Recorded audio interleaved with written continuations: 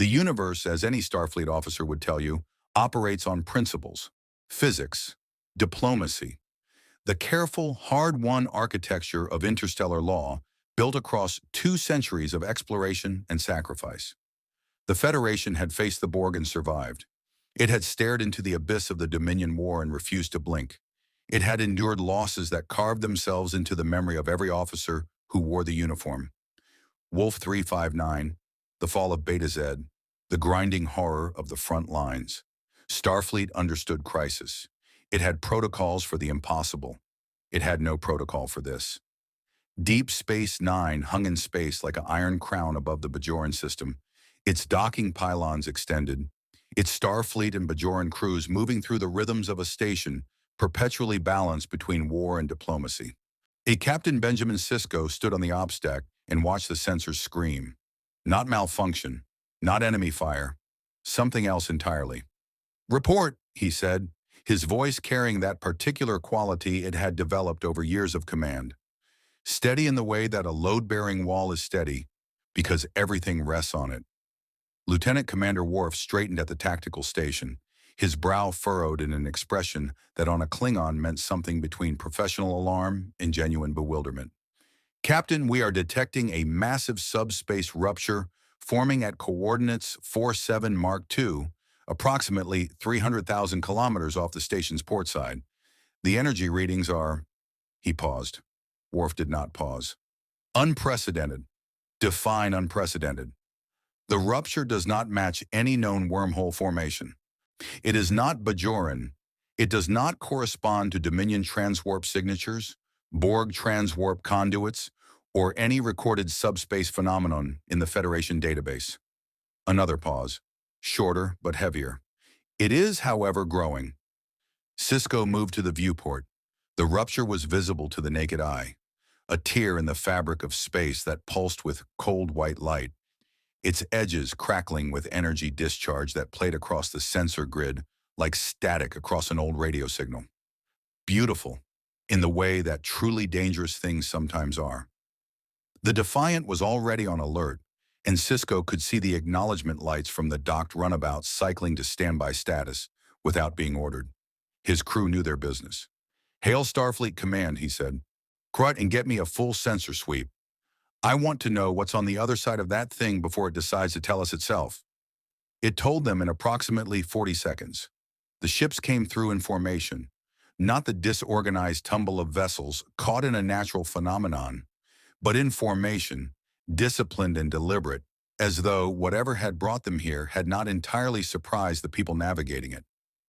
2 distinct fleets, Sisko registered immediately. 2 distinct aesthetics, 2 distinct signatures on the tactical display, and between them, a distance that spoke not of alliance, but of wary armed coexistence. They were not together. They were simply here together, which was an entirely different thing.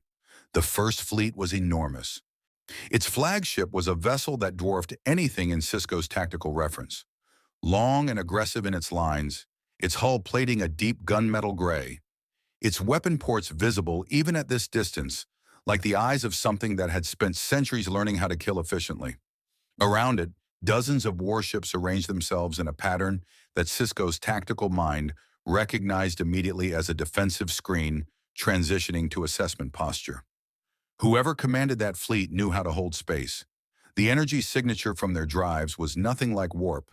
Something faster, something that bent space differently, leaving a residual shimmer that made the station's sensors work harder than usual. The Second Fleet was smaller, more distributed. Its ships were lighter in profile, but no less purposeful. They were arranged in a looser formation that nonetheless covered every approach vector with overlapping fields of fire. Military minds, both of them. Different schools, unmistakably so, but the same grammar of violence spoken fluently by both. 2 fleets, Worf said. Weapons powered, shields raised. Neither fleet is targeting us. They appear to be targeting each other. Of course they are, Kira said from the Bajoran station, something almost dry in her voice. She had seen too much of history to be surprised by armed people arriving somewhere new and immediately considering shooting the people they'd arrived with. Sisko pressed his comm badge. "This is Captain Benjamin Sisko of Deep Space Nine, representing the United Federation of Planets. You have entered Federation space during a period of active military engagement. Please identify yourselves and state your intentions. We are prepared to open dialogue. The silence that followed lasted 7 seconds. On a station at war, 7 seconds was long enough for a great deal of thinking. Then two responses came. Not one. Two overlapping, as though each fleet had decided simultaneously that they, and not the other, should speak first. The first voice was young, startlingly so for the authority it carried, precise and cold as vacuum, with a translator-mediated quality that suggested a language sophisticated enough to tax even Starfleet's universal translator. I am Kaiser Reinhard von Lohengram, sovereign of the Galactic Empire. Your station and your territory are noted. We have no quarrel with you. At present, I would speak with your commander directly. The second voice was quieter, almost conversational, carrying a kind of tired intelligence that Cisco recognized in the way you recognize something you've seen in a mirror. This is Fleet Admiral Yang Wen-Li, Free Planets Alliance. I apologize for the unannounced arrival. I assure you it wasn't planned by anyone on our side, and I'm fairly certain not by anyone on theirs either. We'd appreciate the chance to explain, if you're willing to listen, and possibly some tea, if that's not too much to ask. On the ops deck, someone, Cisco thought it might have been O'Brien, who had heard a great many things in his career, made a small involuntary sound of surprise. Cisco looked at the view screen. 2 fleets, 1 rupture, 1 war already in progress around him, and 2 commanders who had somehow managed in their first 10 seconds in his universe to tell him almost everything he needed to know about them. If you want to see more characters enter the Star Trek universe, hit that subscribe button and drop the name of a character you'd want to see in the comments below. Live long and prosper. He straightened his uniform jacket. The small, deliberate gesture that meant Benjamin Sisko was shifting from the man who watched into the man who acted. Kira, get me 2 separate secure channels, simultaneously. He looked at the view screen once more, at the 2 fleets holding their armed, suspicious distance from each other and from his station. It's going to be a long day.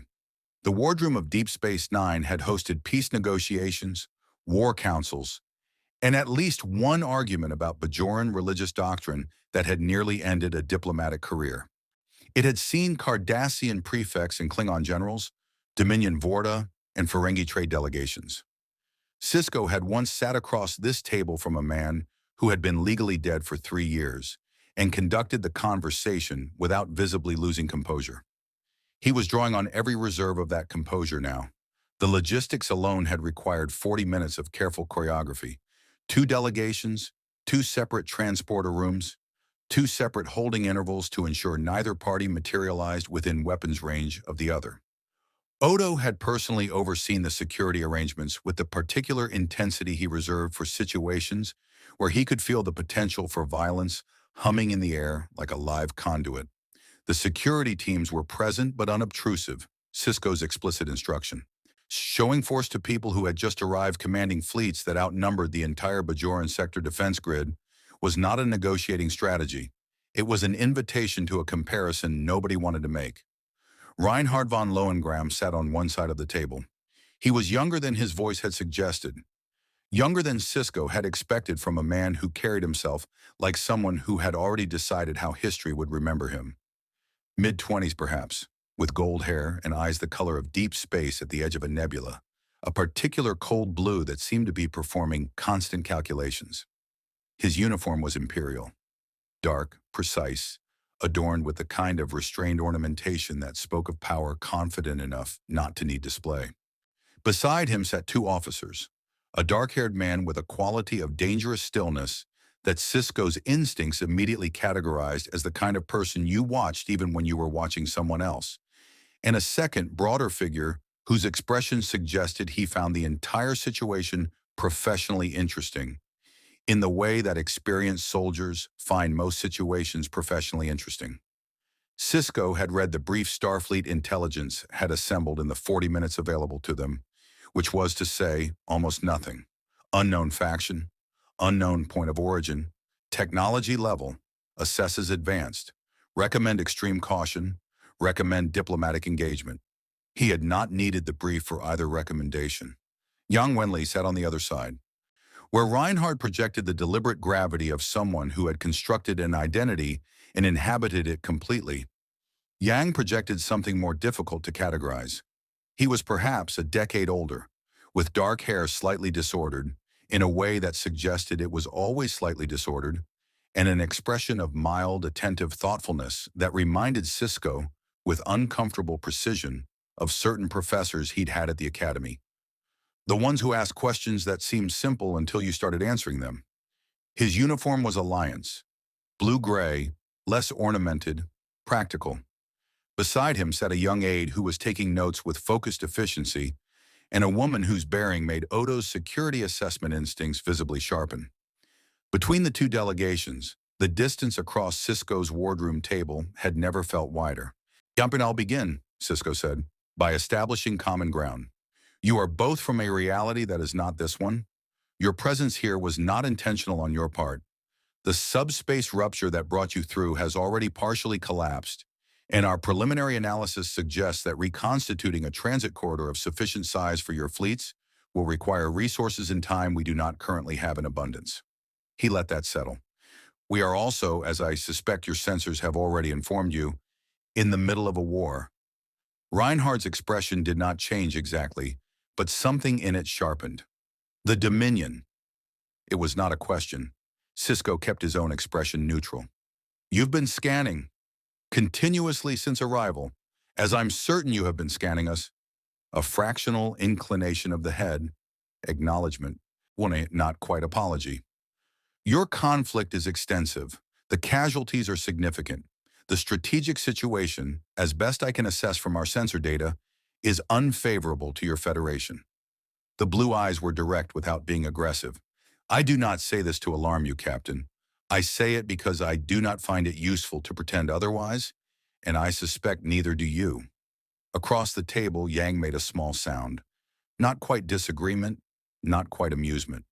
"Kaiser Reinhardt's assessment of your tactical situation is accurate," he said, "though I'd add that unfavorable is doing considerable work in that sentence."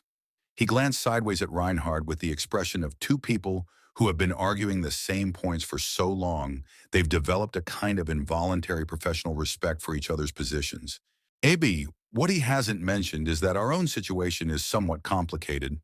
Our fleets are intact, but we're operating without supply lines, without a reliable path home, and in a star system that our charts simply don't have. We're not in a position to be anyone's problem, but we're also not in a position to be anyone's solution. Yet." "Yet," Cisco repeated. Yang's expression was mild. "Yet." Cisco looked at both of them. Two men who had spent careers on opposite sides of a civilizational conflict that made the Federation-Cardassian wars look like a border dispute, sitting 3 meters apart in his wardroom without drawing weapons or raising voices. That discipline, that sheer professional control, told him more than the sensor readings had. "What do you need?" Cisco asked. The question was deliberate. And not "what do you want?" Want was the currency of ambition, and he could see ambition in this room clearly enough. Need was different. Need was where honest conversations could begin. Reinhardt answered first, and his answer was characteristically precise. "Information. Complete strategic picture of this conflict. Disposition of forces, nature of the enemy, political structure of your Federation and its allies. I do not make decisions without complete information." Yang's answer was quieter and somehow more complex. "Time," he said, "and possibly that tea I mentioned. My staff hasn't slept in approximately 30 hours, and we make worse decisions tired." A pause. "Though I'd also appreciate knowing whether the Bajoran spiritual tradition has any relevant insights into wormhole physics. Because the entity you have living in yours is unlike anything in our cosmological framework, and I'd like to understand what we're dealing with before it decides to have opinions about us." Cisco blinked. Once. Beside him, he was aware of Kira making a small, involuntary expression that in anyone else would have been called charmed. "I'll have someone bring tea," Cisco said. He folded his hands on the table. "And then we're going to talk about exactly what you both are doing in my quadrant." Young Wenley had a gift that he had never particularly wanted and had spent most of his career trying to explain away as simple pattern recognition. His staff called it genius. He called it paying attention when everyone else was busy being certain about things. The distinction mattered to him, philosophically, and though he had long since stopped expecting it to matter to anyone else, he sat in the quarters Deep Space Nine had assigned him, comfortable enough, utilitarian in the way that military installations across all known history tended toward utilitarian, as though Spartan surroundings were a universal constant of armed institutions, and spread the data across the room's display surfaces. Starfleet had provided what he'd asked for, which was either a gesture of genuine good faith or a carefully curated selection of information designed to shape his conclusions. Probably some of both. That was how institutions worked, in his experience. They couldn't help it. His aide, Lieutenant Frederica Greenhill, sat across from him with her own PADD, across referencing the Federation Tactical Database against their own fleet sensor readings, with the focused efficiency that made her indispensable and occasionally alarming. Julian Mintz occupied the third chair, nursing the tea that had materialized from something called a replicator, a technology that had produced in him an expression of profound philosophical disturbance that he hadn't yet fully articulated. The casualty figures, Greenhill said quietly.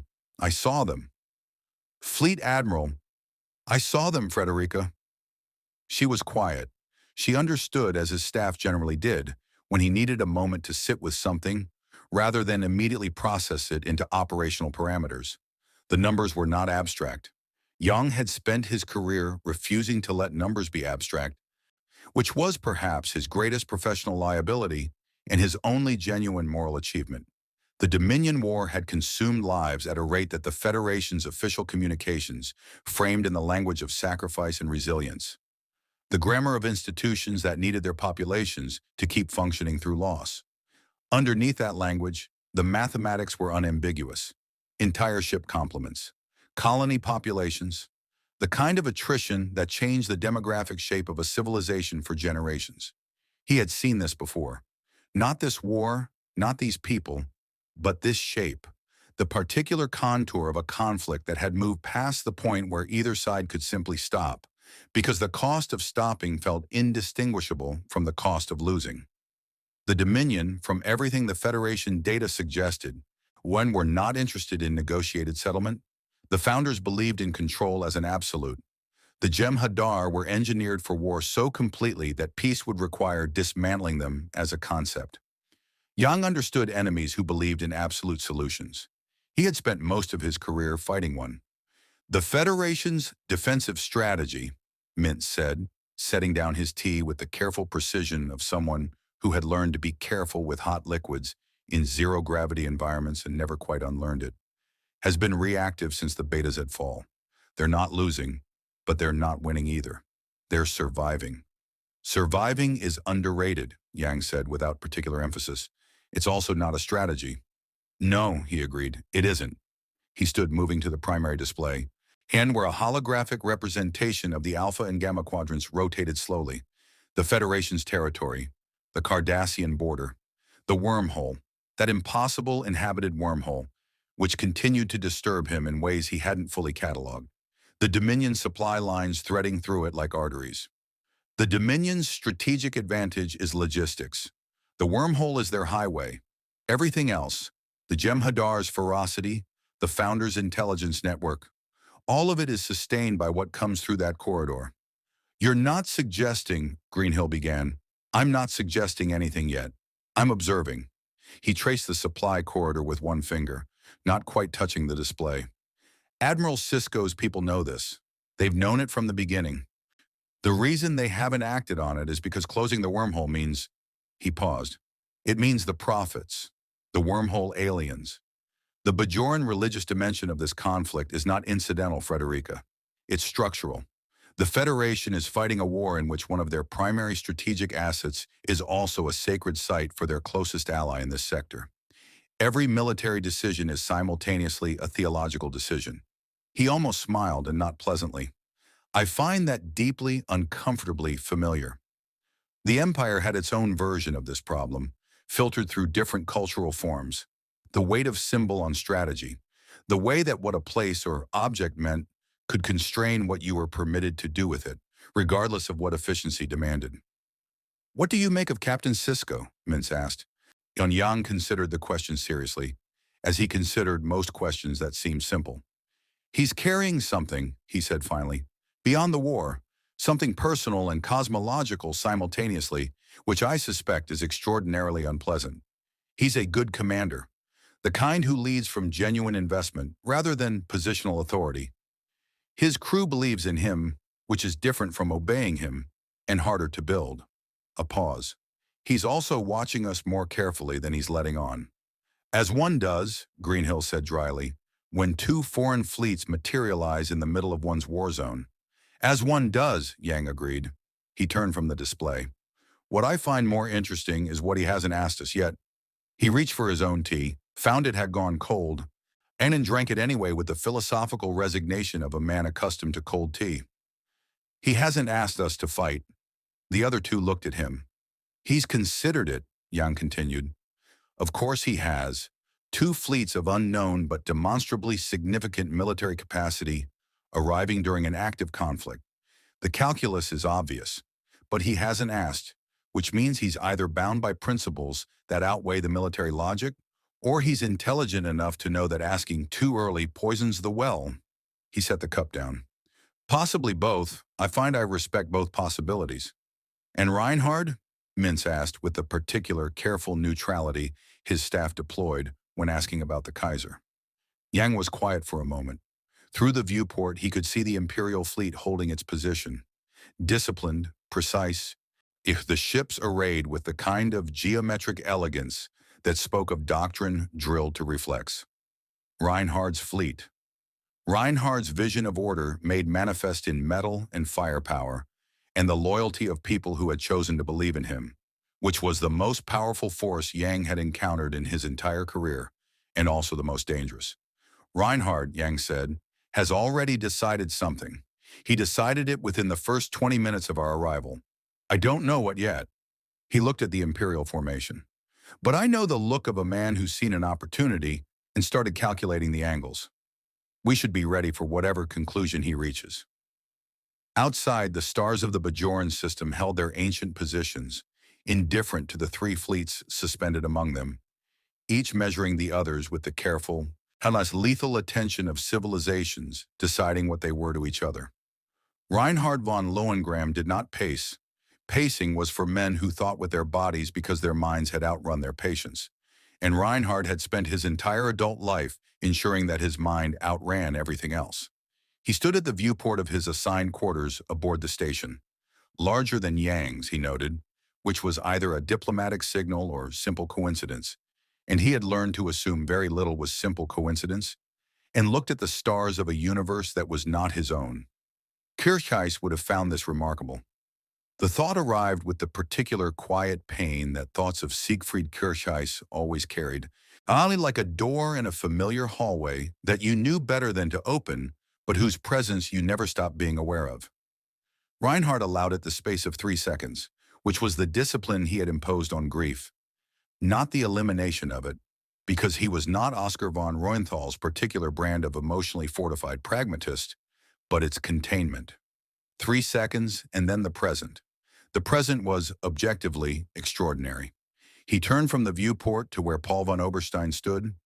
His chief of staff occupied the room's single chair, with the comfortable economy of a man who never used more space than necessary, his artificial eyes performing their continuous optical data collection with the same mild expression they always wore. Beside him, Admiral Wallen reviewed the sensor compilation their ships had assembled since arrival, his broad face arranged in the careful neutrality of a flag officer processing information that did not yet have a category. "Summary," Reinhard said. Oberstein spoke without consulting notes. He never consulted notes. "The United Federation of Planets is a democratic alliance of approximately 150 member worlds, currently engaged in its third year of active warfare against the Dominion, an extragalactic power operating primarily through the Bajoran wormhole. Federation losses are substantial, but not catastrophic. Their industrial base remains functional. Their military capacity is diminished, but regenerating. A pause of precisely calibrated length. Their political structure is consensus-based with a civilian oversight body called the Federation Council and a military exploratory service called Starfleet operating under civilian authority. Civilian oversight of military operations during wartime, Reinhardt said. Correct. He absorbed this. In his own universe, the Galactic Empire had operated under the precise opposite arrangement for most of its history. Admirals and high nobles wielding political authority through military power, the civilian population existing as subjects of institutional inertia rather than participants in governance. He had spent his career dismantling that arrangement, not because he believed in the democratic alternative, but because he believed in competence. And the hereditary aristocracy had proven itself catastrophically incompetent across 3 centuries of stagnation. The Free Planets Alliance, with its elected government and its military subordinate to civilian direction, had demonstrated a different dysfunction: the interference of political calculation in operational necessity, democracy's particular failure mode when fear and public opinion shaped strategic decisions. The Federation, from what he could read, was trying to thread a needle between both failures. It was a more interesting attempt than he had expected. The Dominion, he said. Wallen answered this one. Biologically engineered soldier caste called Jem'Hadar. Accelerated physiology, no apparent fear response, dependent on a chemical compound called Ketracel White for both function and loyalty enforcement. Command caste called Vorta, diplomatic and administrative, cloned, psychologically conditioned. Ruling caste called Founders, shapeshifters, referred to by Jem'Hadar as gods. He set the report down. Their military doctrine is attrition-focused. They accept casualties that would be politically untenable for the Federation and sustain offensive pressure across multiple fronts simultaneously. They fight like a machine, Reinhardt said, because they are one, essentially. Reinhardt turned back to the viewport. The Dominion was a different problem than any he had encountered in his own universe.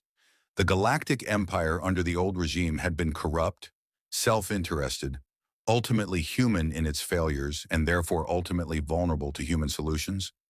To someone who understood how institutions worked and how to break them. The Dominion was not corrupt in that sense.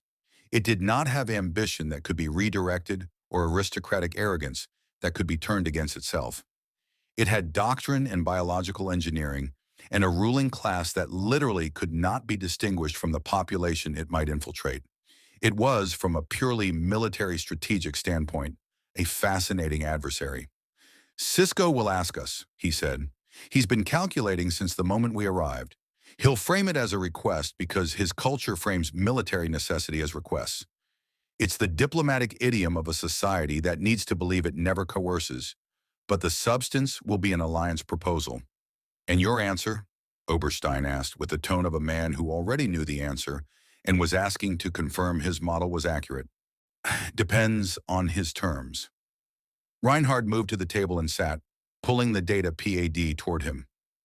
I will not subordinate Imperial forces to Federation command. That is non-negotiable, not from pride, but from operational reality. They do not understand our doctrine.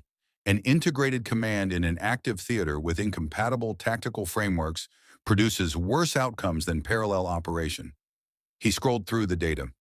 But I am also not uninterested in this conflict's resolution. The wormhole, Oberstein said. Reinhardt looked at him.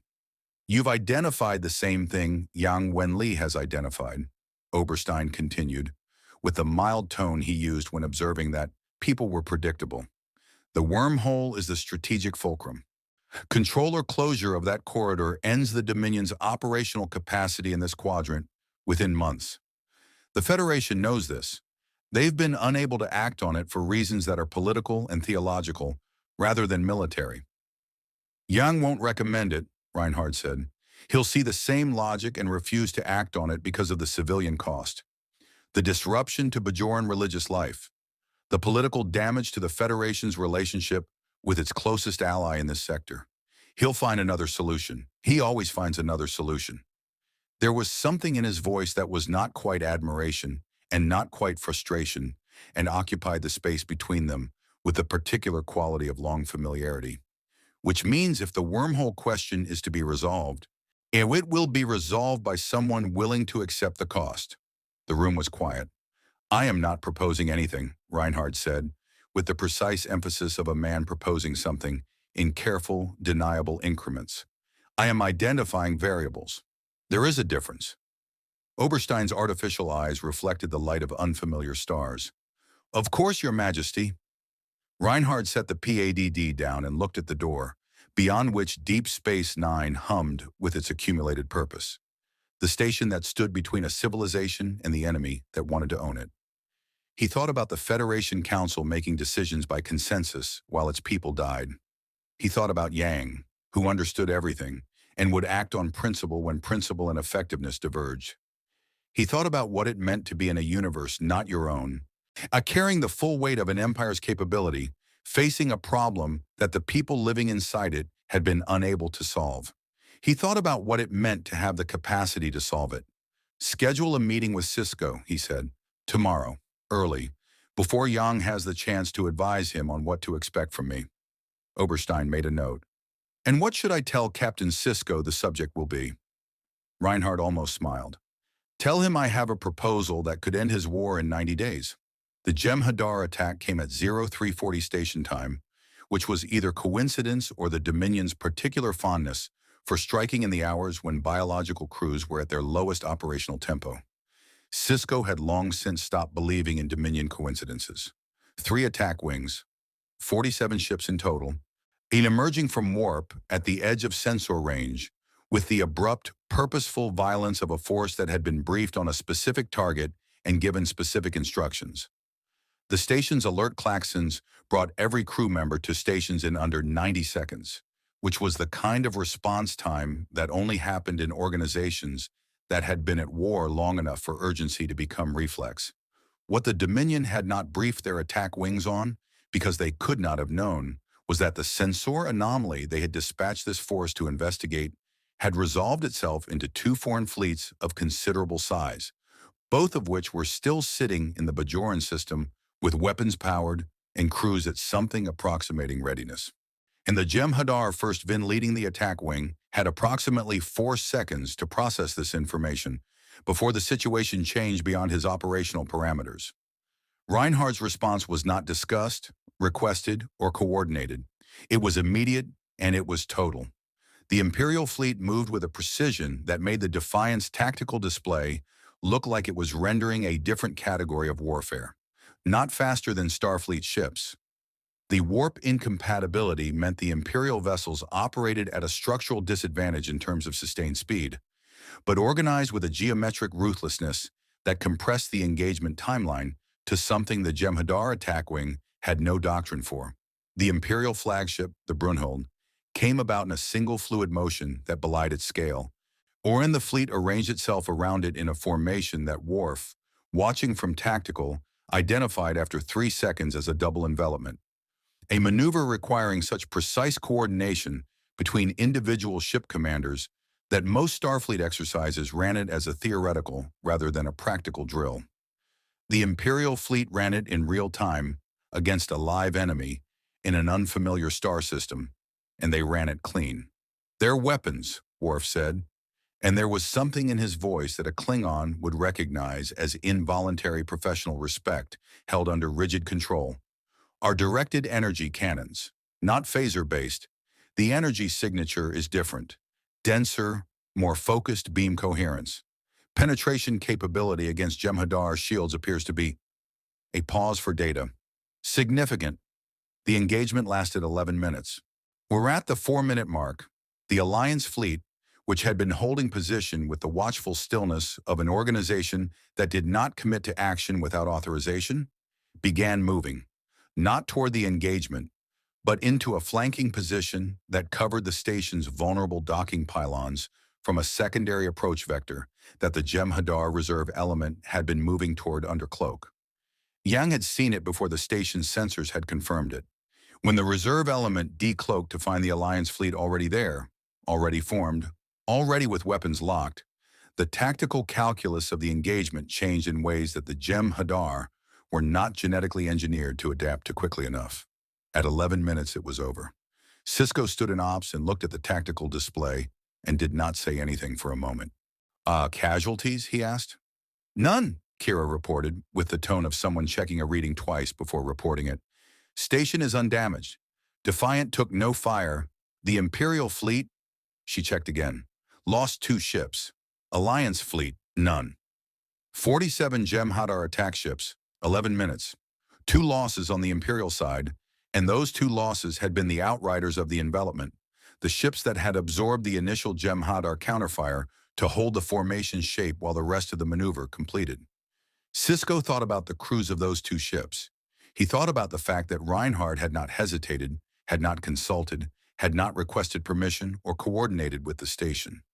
He had seen an enemy, and he had acted, then with the complete assurance of a man who did not have a framework in which asking permission was a natural step. Open a channel to the Imperial flagship, he said. Reinhardt appeared on the view screen looking precisely as he had in the wardroom, composed, attentive, slightly ahead of the conversation.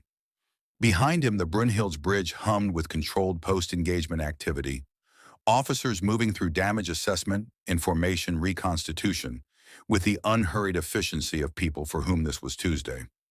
Captain Cisco, Reinhardt said, your station is undamaged. It is, Cisco said.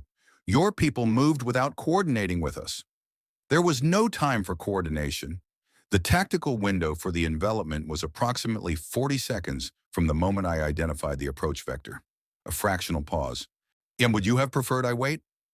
It was, Cisco reflected, an entirely fair question, which made it more frustrating rather than less. I would have preferred communication. Noted, in future engagements, I will endeavor to narrate my tactical decisions in real time. The tone was not quite sarcasm. It was something more precise than sarcasm, the statement of a man who understood the criticism and found it operationally interesting rather than personally wounding. I would like to discuss the proposal I mentioned. I haven't forgotten. I know, but the engagement changes the context. Reinhardt's expression shifted fractionally, something that on another face might have been called satisfaction, but on his read more as the quiet acknowledgement of a variable confirmed. You've seen what Imperial forces can do in an unfamiliar theater against an enemy we've never encountered before. The question is no longer whether we have military value in your conflict. The question is what you're willing to offer for it. Cisco held the channel open for a moment, aware that on the other side of the station, Yang Wenli was almost certainly watching the same engagement data and reaching his own conclusions with his own characteristic quietness. Come to ops, Cisco said. Both of you, 1 hour. He closed the channel and turned to find Odo standing at the edge of the deck, watching him with the particular expression the changeling wore when he had something to say that he was selecting his moment for. The founders will have received a report on this engagement within hours, Odo said. 47 ships lost to an unknown force. They'll send something larger next time. I know. And they'll be studying the Imperial tactical patterns. The envelopment won't work twice against an enemy that knows it's coming. I know that too. Odo was quiet for a moment in the way that changelings could be quiet. Not the quiet of someone waiting to speak, but the quiet of someone for whom stillness was a natural state.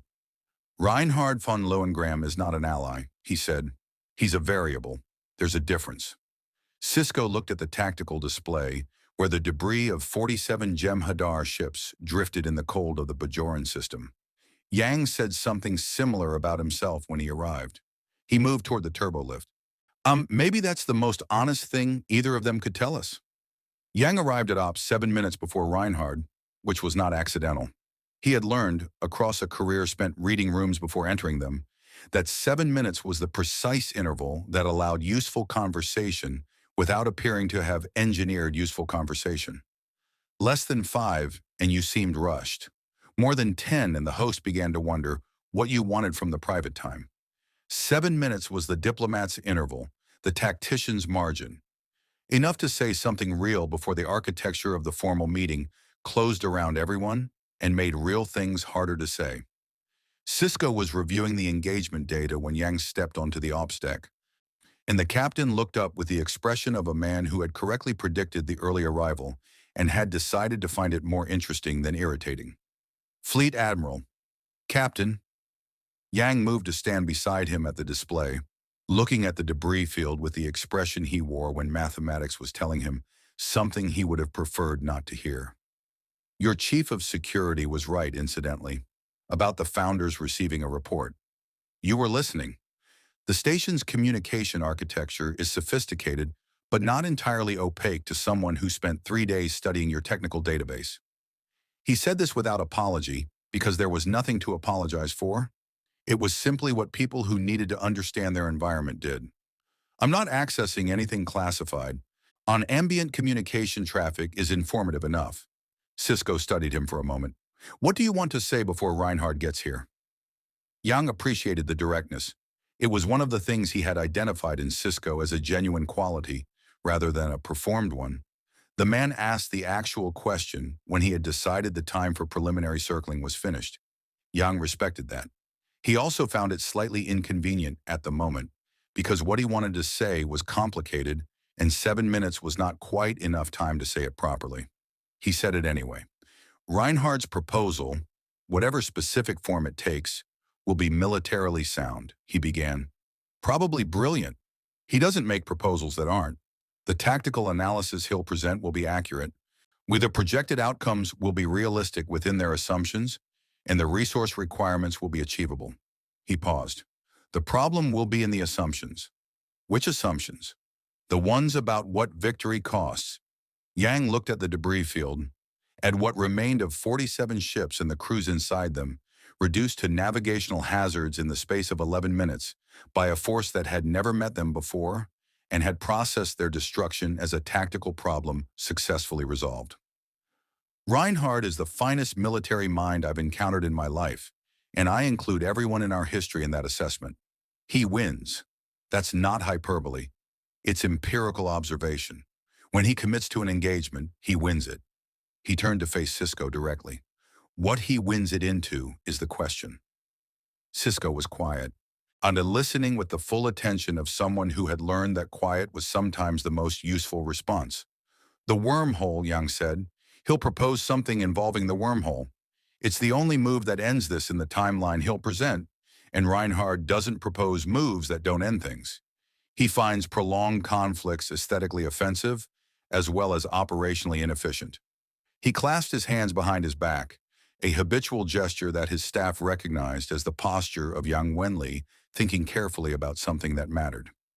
The Bajoran wormhole is sacred space, not metaphorically, genuinely, theologically sacred, inhabited by entities your people have extensive and complicated relationships with. When any military action involving it carries consequences that don't appear in tactical projections. We've been aware of that constraint, Cisco said, with a careful neutrality that confirmed he had been aware of it in ways that went beyond the professional. I know. Yang's voice was gentle, which was not a quality people generally associated with flag officers, but which he had never entirely succeeded in training out of himself. I'm not telling you something you don't know. I'm telling you why I won't endorse Reinhardt's proposal, whatever it is, if it treats the wormhole as a military asset rather than a place. He met Cisco's eyes. I wanted you to know that before he arrived, so you'd understand that my opposition isn't about tactics. The turbolift opened and Reinhardt entered with Oberstein, and the 7 minutes were over. The meeting that followed was, in Yang's professional estimation, one of the most extraordinary strategic conversations he had ever participated in, which was a field with considerable competition. Reinhardt presented his analysis with the clean, unhurried confidence of someone who had rehearsed nothing, because rehearsal implied uncertainty he didn't have. The holographic display above Cisco's situation table populated with fleet dispositions, projected Dominion response patterns, supply line vulnerabilities, and a strike package that Yang's tactical mind evaluated involuntarily and found with profound reluctance to be elegant. The wormhole featured prominently. Not as a target for destruction, Reinhardt was too sophisticated for the obvious, but as a choke point. A temporary gravitational interdiction using Imperial energy weapons to create an artificial subspace compression field at the wormhole's gamma quadrant aperture, not closing it, collapsing its navigability for military vessels above a certain mass threshold while leaving it passable for smaller craft. A siege of the highway rather than demolition of it. Duration? Cisco asked. 90 to 120 days, Reinhardt said. Long enough to starve the Dominion's Alpha Quadrant forces of resupply and reinforcement. Their Jem'Hadar units begin to degrade without Ketracel White within weeks. Without resupply from the Gamma Quadrant, they are fighting on a countdown they cannot stop. And the Bajoran wormhole during this interdiction, Cisco said. The prophets. The entities within the wormhole would not be harmed. And the compression field affects the aperture geometry, not the internal environment. You can guarantee that. A fractional pause. I can project it with high confidence based on our sensor analysis of the wormhole's structural properties. High confidence, Cisco repeated, not certainty. Captain, Reinhardt said with the tone of a man making an observation rather than an argument, there are no certainties in warfare. There are only acceptable and unacceptable risk thresholds. Yang cleared his throat. It was a quiet sound, understated in the way that quiet sounds sometimes were when the person making them wanted it heard precisely. Reinhardt looked at him. The Bajoran people, Yang said, have spent 50 years of occupation being told that their sacred spaces were acceptable risk thresholds for someone else's strategic objectives. He said it without heat, which made it land harder than anger would have. I'd suggest we consider whether we want to begin our relationship with the Federation by repeating that pattern. The room was very quiet. Cisco looked at Yang with an expression that was not gratitude exactly. It was more complex than gratitude, more aware of its own complications. But that recognized something.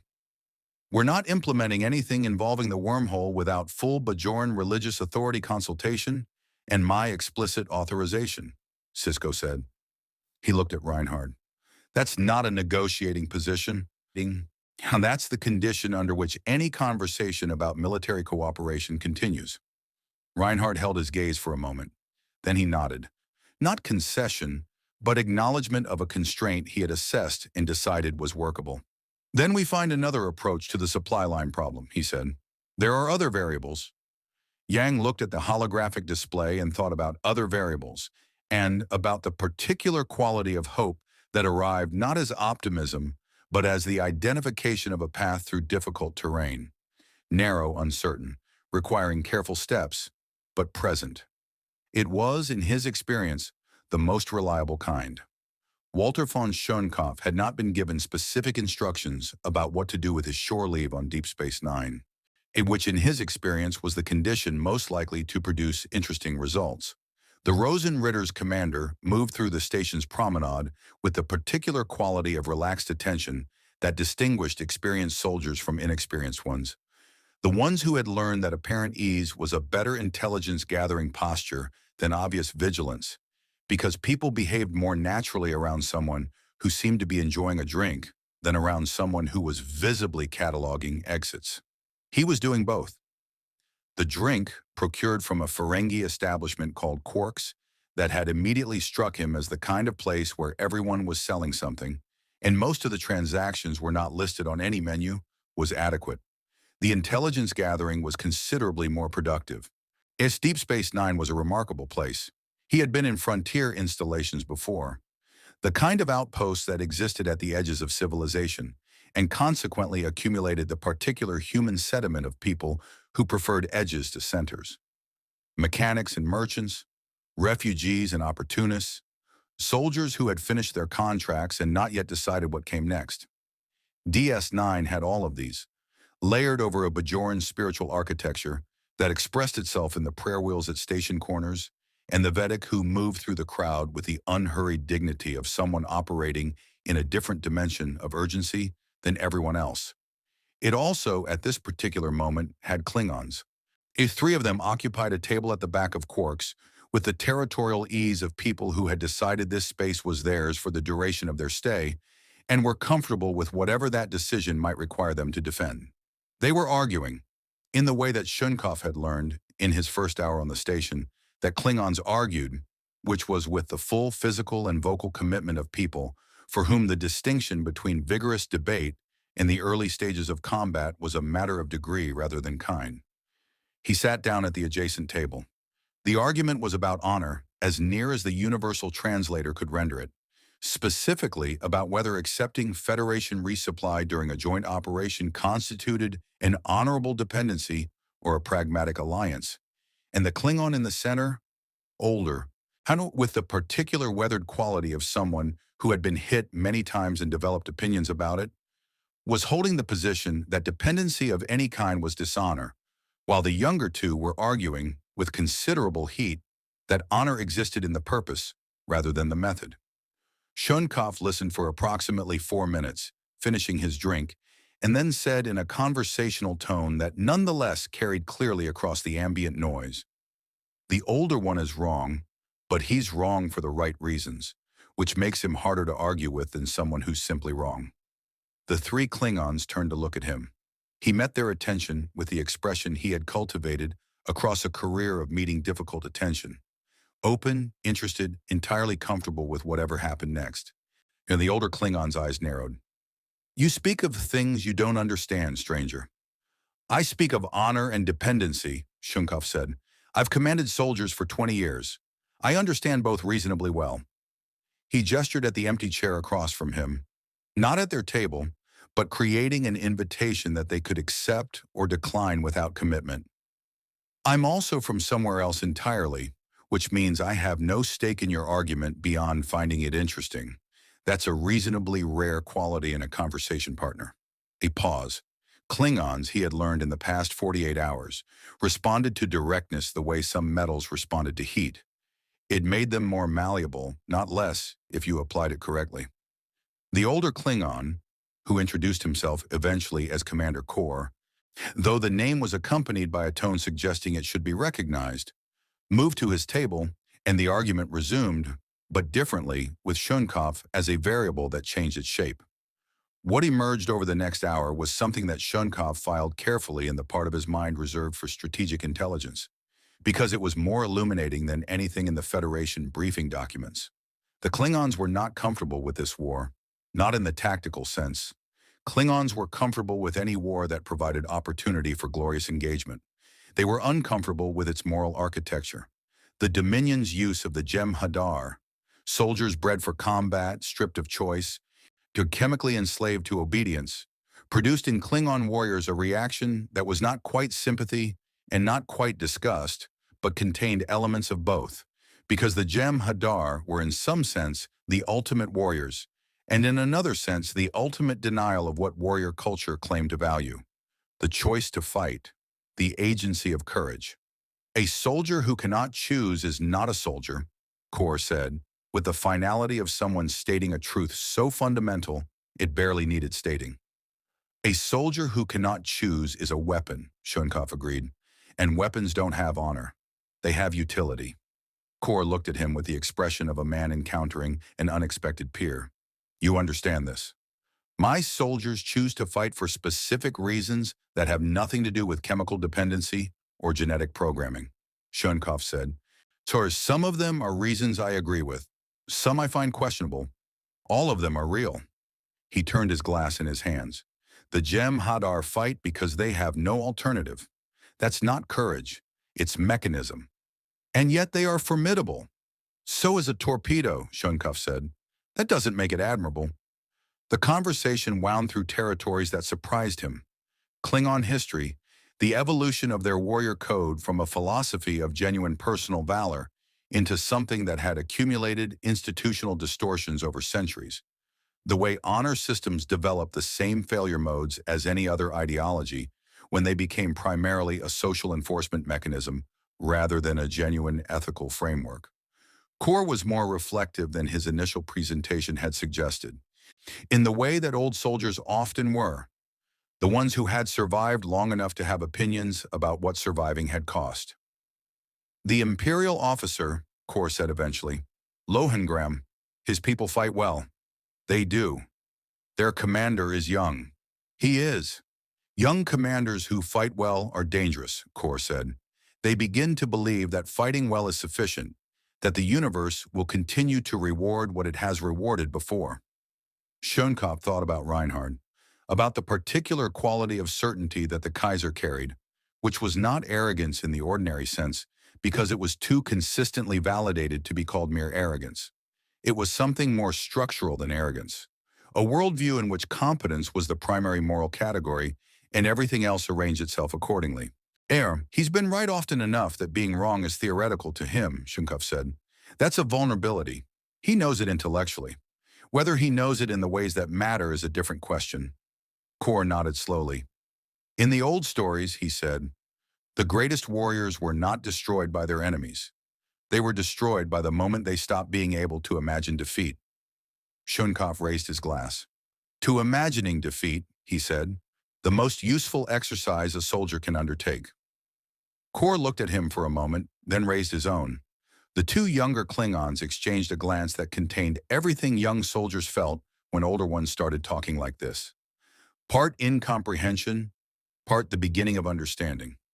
Outside Quarks, when the promenade continued its commerce and its prayers, and its contained urgency of a place at war, and Shunkov made a mental note to report the conversation to Yang, because Yang would find the Klingon honor framework's internal contradictions interesting in the way he found all internal contradictions interesting, as the place where systems revealed what they actually were underneath what they claimed to be. He ordered another drink. The Ferengi bartender brought it with the professional warmth of someone who understood that listening was a service and charged accordingly. Reinhardt had identified 3 alternative approaches to the supply line problem within 6 hours of Cisco's wormhole restriction, which was either impressive or concerning depending on whether you were the person who had imposed the restriction. Probably both. Cisco reflected were simultaneously true. The alternatives were presented in the same clean, unhurried manner as the original proposal. Holographic displays populated with fleet vectors and interdiction points and projected Dominion response timelines. Oberstein providing supplementary data at precise intervals, like a man who had spent years learning exactly when his commander needed information externalized and when he was already 3 steps ahead of what the display was showing. It was, Cisco noted, the most functionally integrated command partnership he had observed outside of his own officers, and it operated with the particular efficiency of people who had worked together long enough that communication had compressed into something approaching a shared cognitive process. In the first alternative targeted the Ketracel White production and distribution network in the Alpha Quadrant. The Dominion's forward logistics infrastructure, the depots and processing facilities they had established on occupied worlds and in hidden installations along the front lines. Surgical strikes, coordinated across multiple vectors simultaneously, designed to collapse the White supply chain for Dominion forces already committed to the Alpha Quadrant theater. Without White, the Gem Hadar degraded within days. The proposal was militarily sound and carried the additional advantage of being operationally independent of the wormhole question entirely. The second targeted Dominion communication infrastructure, the relay network that coordinated their multi-front offensive. Disrupting it wouldn't stop the Gem Hadar from fighting, but it would introduce the one thing their doctrine was least designed to handle: tactical isolation. Units cut off from central coordination, forced to operate on standing orders in a fluid situation. The Gem Hadar's greatest strength was synchronized pressure. Desynchronized, they were still formidable, but formidable in ways that Starfleet's adaptive tactics were better equipped to manage. The third was the one that made Cisco set down his coffee. You want to contact the Cardassians, he said. The Cardassian Union's current alliance with the Dominion is a relationship of diminishing returns for Cardassia, Reinhardt said, with the tone of someone presenting an observation rather than an argument. The Dominion has been systematically dismantling Cardassian political and military autonomy since the alliance was formalized. What began as a partnership has evolved into an occupation with more sophisticated public relations. He brought up the intelligence summaries, Cardassian fleet dispositions, internal political communications that Starfleet intelligence had compiled. There are factions within the Cardassian military and civilian government who understand this. Gul Damar in particular has shown indicators consistent with a leadership figure building the psychological groundwork for a position change. Damar, Kira said from the edge of the room, with a flatness in her voice that contained the entire history of the Cardassian occupation of Bajor, compressed into a single syllable. Reinhard looked at her with the complete attention he gave to anyone who introduced a variable he hadn't fully weighted. Yes, you have specific intelligence on him. I have specific experience with Cardassians, Kira said. Damar murdered Zial. He's been complicit in more atrocities than you have data points for in that database. I'm not proposing to honor him, Reinhard said, with a precision that was almost but not quite gentleness. I'm proposing to use a political reality that already exists. Damar's personal history doesn't change the structural situation of the Cardassian Union. A pause. If anything, men who have committed atrocities and subsequently developed doubts about the institutions they committed them for tend to be highly motivated collaborators. The guilt is operational. The room held a particular silence.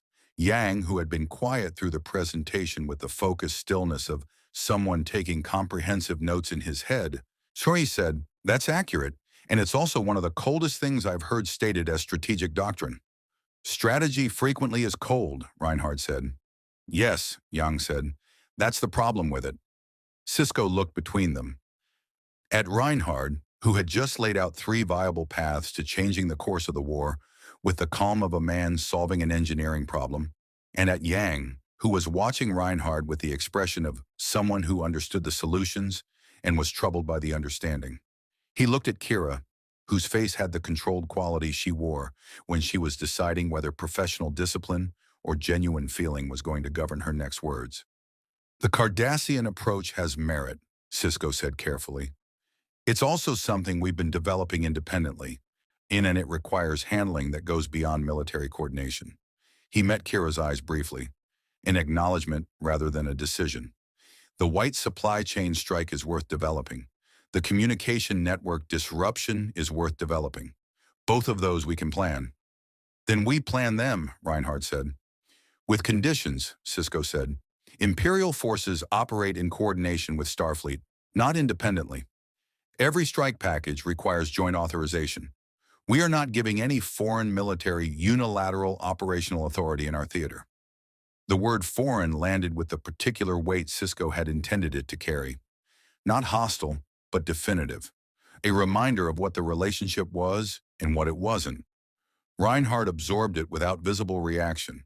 "Unia joint authorization adds process time that will occasionally cost tactical windows." "Then we build faster authorization processes," Sisko said. "That's an engineering problem. Unilateral foreign military action in Federation space is a political and legal problem of a different order." He leaned forward slightly. "You understand the difference?" A moment, then, "I understand it." Something shifted in the room. Not resolution exactly, but the establishment of a framework within which resolution was possible. Sisko recognized it as the moment in negotiations, when the participants had located the shape of an agreement, even if its details remained to be constructed. It was in this moment that Odo's voice came through the comm badge with the particular quality it had when he was reporting something he found professionally significant. "Yeah, Captain. We've intercepted a Dominion communication. Coded, but our decryption team has a partial read." A pause. "They're not sending another attack wing." "What are they sending?" "A founder," Odo said. "A senior one, with a diplomatic delegation and a specific request for communication with the commanders of the unknown fleets." The room was very still. Reinhard's expression had not changed, but something behind his eyes had. The quality of a chess player who has just seen the board reconfigure in a way that opens entirely new lines of play. "They want to negotiate," he said. "They want to assess," Yang said quietly from his chair. "There's a difference." He looked at Sisko. "The founders are shapeshifters. They infiltrate. They evaluate. A diplomatic delegation is also a reconnaissance mission." "I know," Sisko said. "Han and Odo." "I know that too." Sisko stood, straightening his uniform with a deliberate gesture that meant the thinking portion of the situation was giving way to the acting portion. "Get me Odo and Ops, and tell Admiral Ross we have a development." He looked at the 2 men who had arrived in his universe 11 days ago, commanding fleets he still didn't entirely understand, carrying a conflict whose history he had only partially absorbed, bringing capabilities that had already changed the tactical shape of his war and philosophical frameworks that were still, quietly, changing the shape of how he was thinking about it. The founders want to meet you, he said. Both of you. Separately, I'd imagine. Yang nodded slowly, with the expression of a man revising his probability assessments. They'll offer Reinhard something, he said. Why, something calibrated to what they've assessed he wants. They're very good at that. And you? Cisco asked. Yang's expression was mild and tired, and entirely clear-eyed. They'll offer me something too, he said. The question is whether they'll understand that what I want and what I'll accept are completely different things. The founder arrived without ceremony, which was itself a kind of ceremony. She came aboard DS9 in a Jem'Hadar shuttle with a Vorta administrator named Kalana and 6 guards whose presence was theatrical rather than functional. Everyone in the docking bay understood that 6 Jem'Hadar were not the variable that made this meeting dangerous. The variable that made this meeting dangerous was the small, ordinary-looking woman who walked off the shuttle with the particular quality of stillness that Odo had learned to recognize across years of knowing what he was and what he came from. Changelings did not move the way solids moved.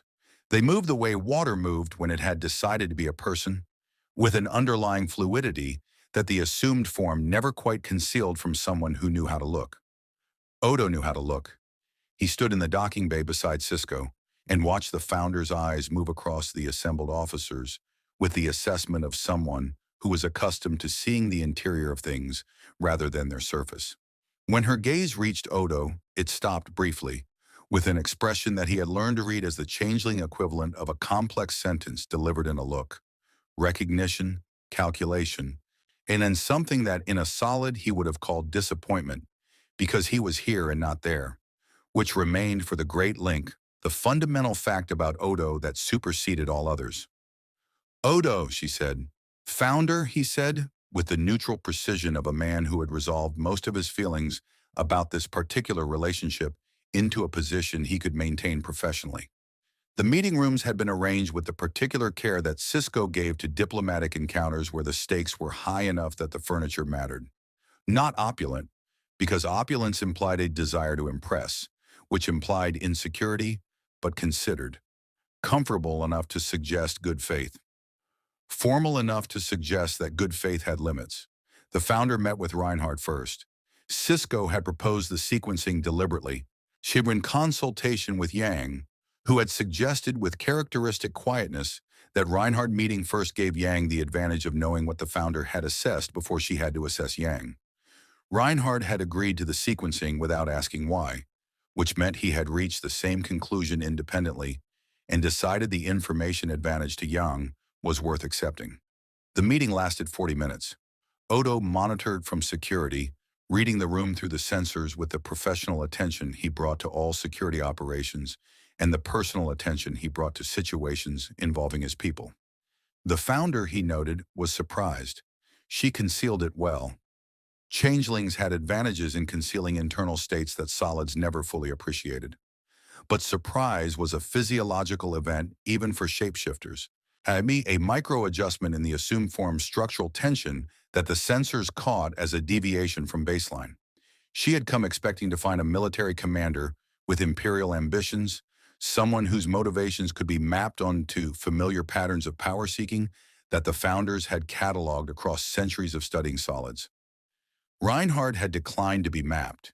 He had, according to the audio record that Odo reviewed afterward, opened the meeting by telling the founder that he had no interest in negotiating with the Dominion, that her presence here was a reconnaissance mission dressed as diplomacy, and he had no objection to the reconnaissance since he was conducting his own, and that if she wanted a useful conversation, they could discuss the structural conditions under which the Dominion War had become necessary and whether those conditions were changeable, because he found the conflict strategically wasteful and aesthetically unsatisfying. The founder had sat with this for 11 seconds, a long time, in a negotiation. Then she had asked what he meant by aesthetically unsatisfying, which suggested to Odo that Reinhard had found, with the precision he brought to most things, the exact question she was least prepared to have turned back on her. What followed was, by the audio record, one of the strangest diplomatic exchanges in DS9's operational history.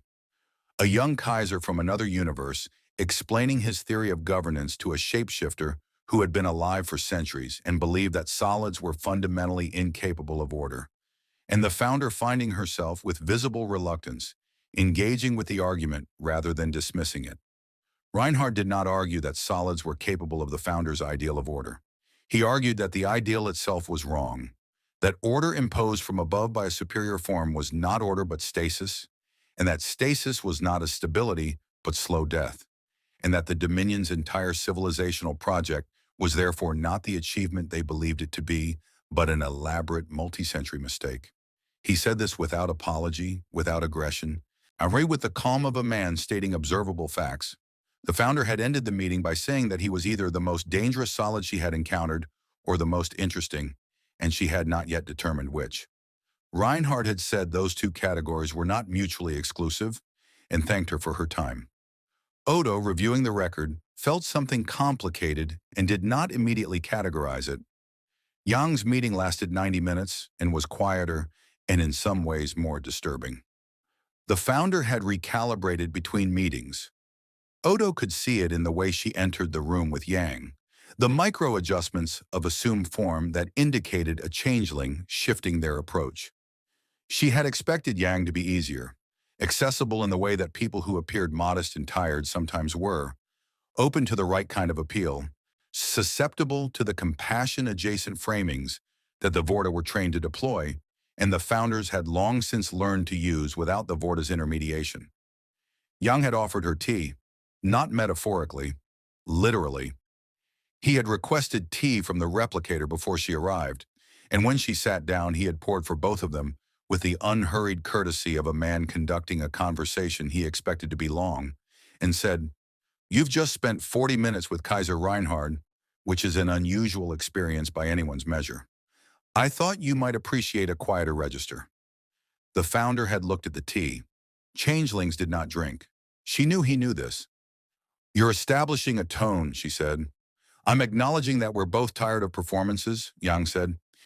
"You've been watching solids for centuries and categorizing us as unable to self-govern, which has the advantage of being partly true and the disadvantage of being a theory that requires you to ignore inconvenient evidence. I've spent my career watching democratic institutions fail in ways that prove you partly right and watching people exceed institutional expectations in ways that prove you partly wrong." He wrapped both hands around his own cup. "I thought we might talk about the part you ignore." The 90 minutes that followed were, by Odo's assessment, not a negotiation at all. They were something rarer, a genuine argument, conducted between two people who each believed they were right and were sufficiently intelligent to understand that belief and correctness were different things. Where the founder pressed on the Dominion's fundamental premise, that solids left to their own governance produced chaos, suffering, and cycles of destructive conflict that the Great Link could observe from outside and find both predictable and unnecessary. Yang pressed back, not with optimism, which the founder would have identified immediately as the particular self-deception of people who needed hope more than they needed accuracy, but with something harder to dismiss. He pressed with history, with specific examples of institutions that had failed and been rebuilt, of governance structures that had produced genuine human flourishing, not despite their flaws, but through the process of identifying and correcting them, of the particular value generated by a system that could be wrong and knew it and had mechanisms for finding out. "We, the Great Link, cannot be wrong," Yang said toward the end, "and that is not a strength." The founder was quiet for a long time. "You cannot win this war," she said finally. "Not permanently. Even if you drive us back through the wormhole, we remain. The Gamma Quadrant is ours. We will return." "I know," Yang said. "Most wars end that way. The winning condition isn't permanent elimination of the adversary. It's establishing conditions under which continued conflict costs more than alternative arrangements." He looked at her with the expression he wore when he was saying something he had thought about for a long time. What would it cost the Dominion to let the Alpha Quadrant govern itself badly, at a distance without interference, genuinely? What is the actual cost to the Great Link of solids being chaotic somewhere you're not? She did not answer, which was, Odo reflected, the most significant thing that had happened in either meeting. He reported to Cisco with the careful completeness he brought to all security reports, and added at the end, in the tone he reserved for observations that were personal rather than operational, She's thinking about it, Benjamin. I don't know what that means yet, but she's thinking about it. Cisco looked at the security feed, at the founder's shuttle still docked, at the 6 Jem'Hadar guards standing in their theatrical positions, at the universe that had become more complicated in ways he was still mapping.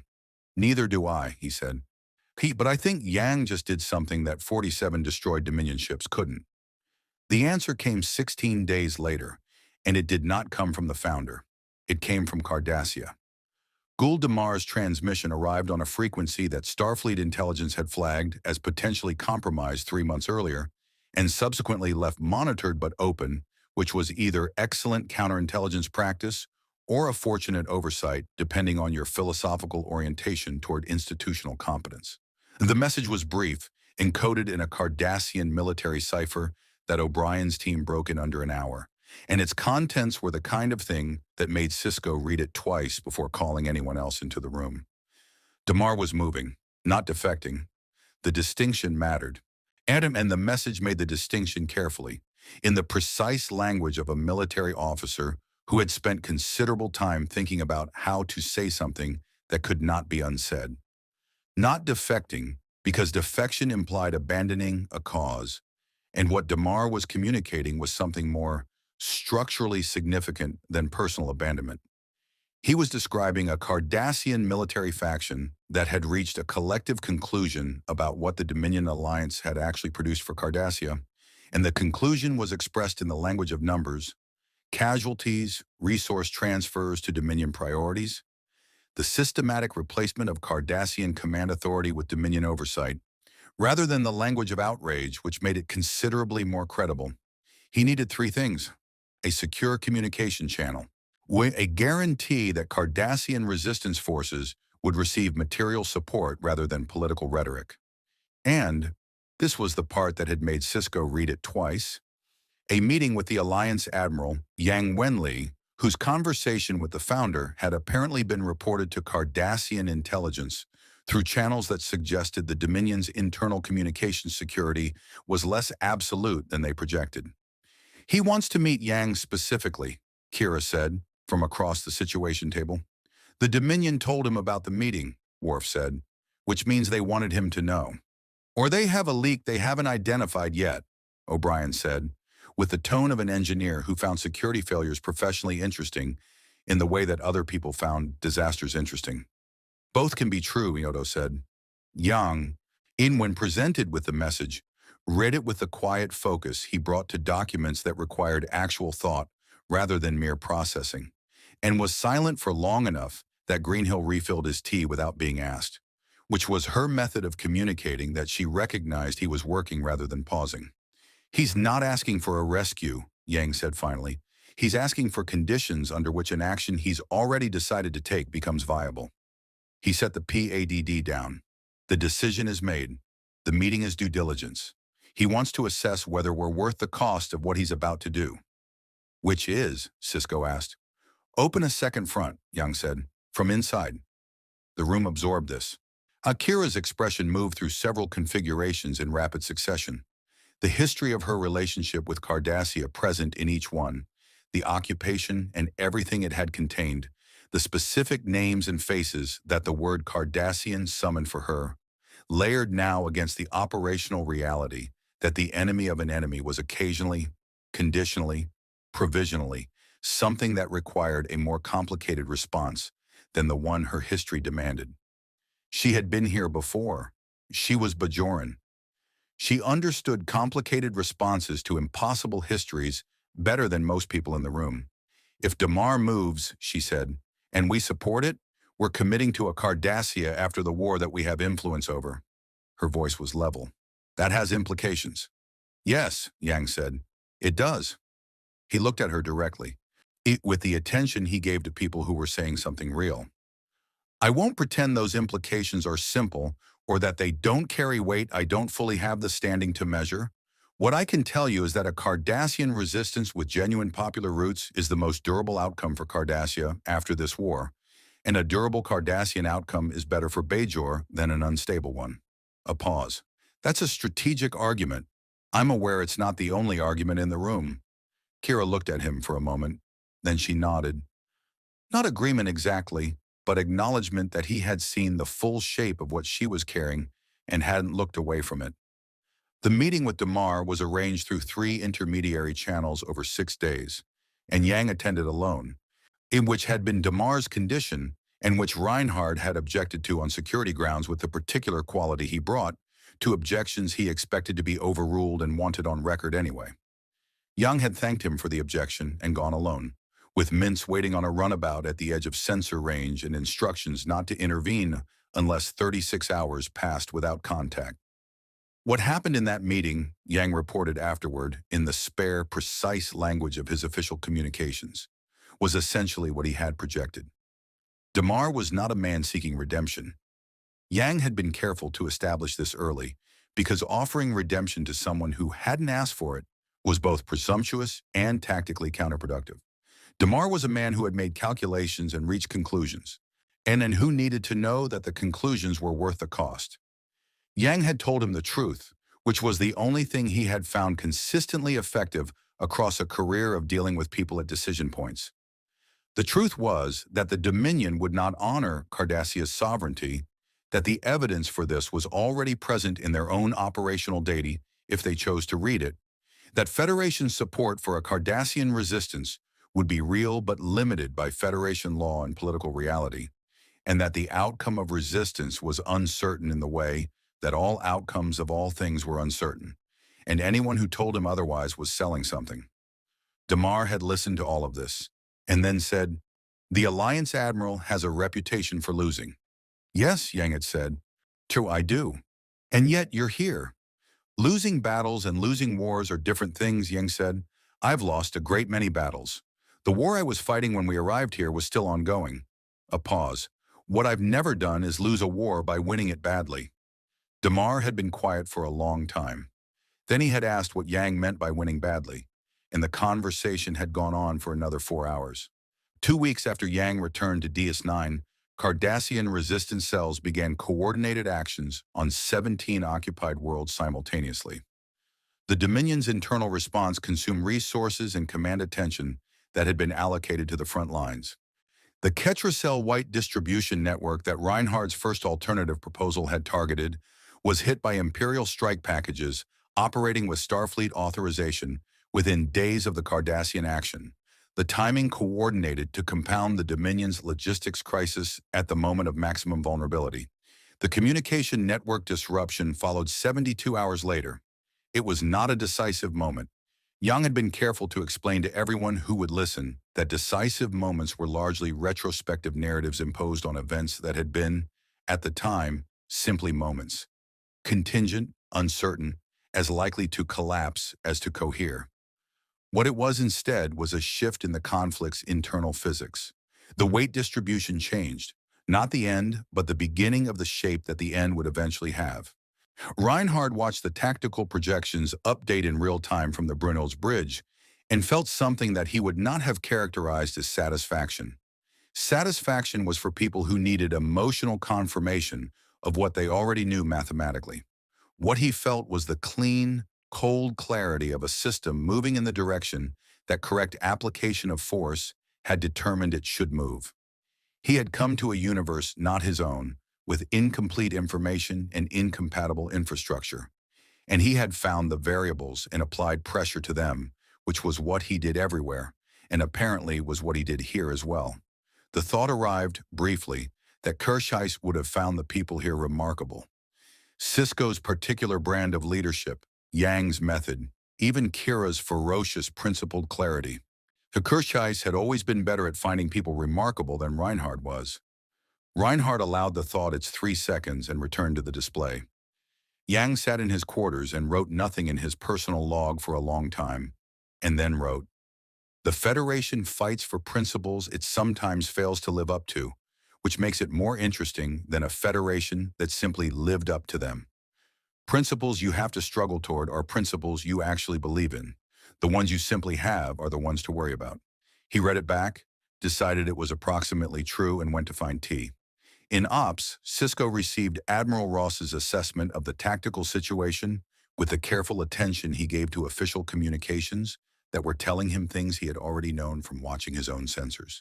But then he set it aside and looked out at the Bajoran system, at the planet that his son called home, at the wormhole that pulsed with its quiet, inhabited light, at the two foreign fleets that had arrived in crisis and stayed to become something that the word ally didn't quite capture, and the word partner was closer to, but still insufficient. Somewhere in the diplomatic and strategic and operational complexity of the past weeks, something had shifted that wasn't only about the war. Two civilizations worth of political philosophy had passed through his station, had argued with each other and with his people and occasionally with itself, and had left traces that would take time to fully assess.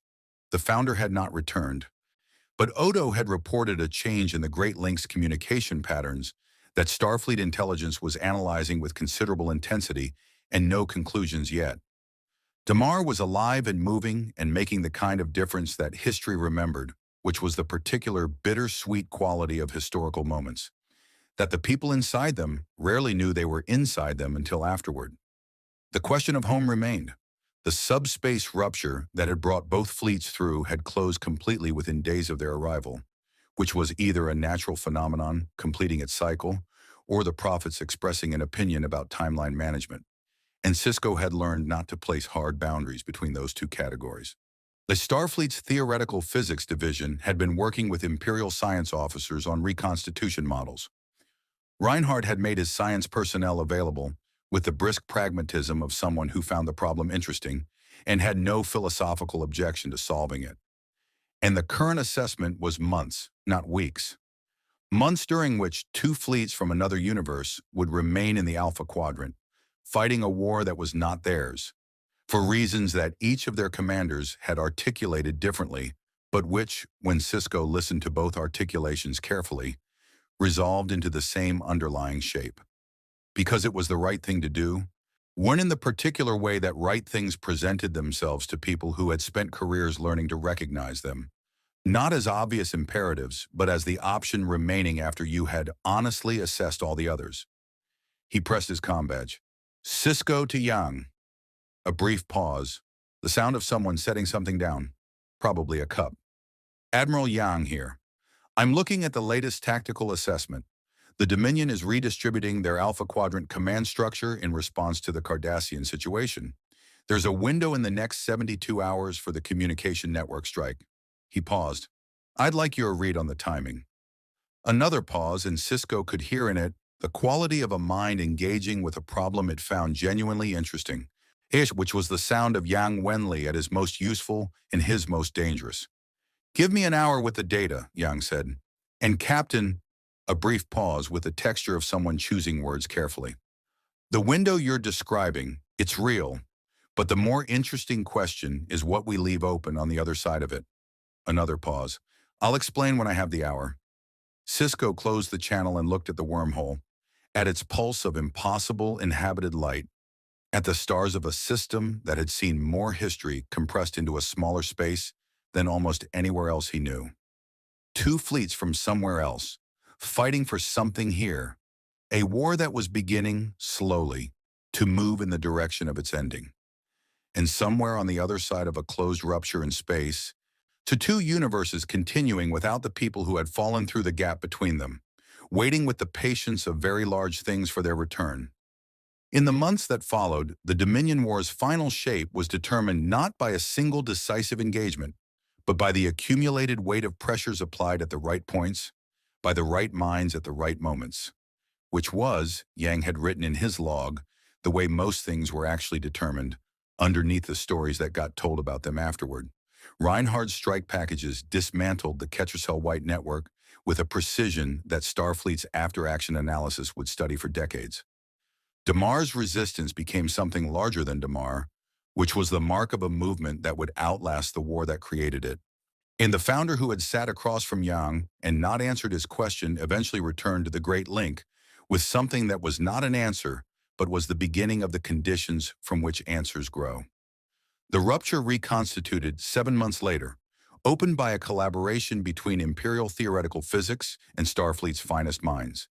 A solution that required both frameworks because neither alone was sufficient, which struck Yang as the appropriate metaphor, and Reinhardt as an engineering observation requiring no further commentary.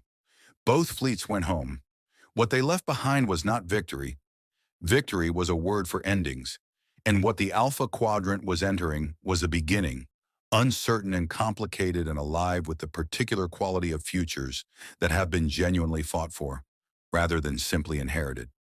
What they left behind was influence, the traces of two frameworks of thought on a federation that had already been many things and would become more slowly through the accumulated pressure of ideas encountered and argued with and not fully resolved. Yang's final log entry from DS9 read, "They build their civilization on principles they argue about constantly. That's not a weakness. That's the mechanism. I'm not sure we've understood it well enough at home. Something to consider." Reinhard left no personal log. He left a tactical archive that Starfleet intelligence would spend years analyzing, and a series of observations recorded by Oberstein that were precise and comprehensive and contained, between their lines, something that might have been respect, or in the register that Reinhard von Lohengram reserved for things he had encountered and found worthy of his full attention. Deep Space Nine remained. The wormhole,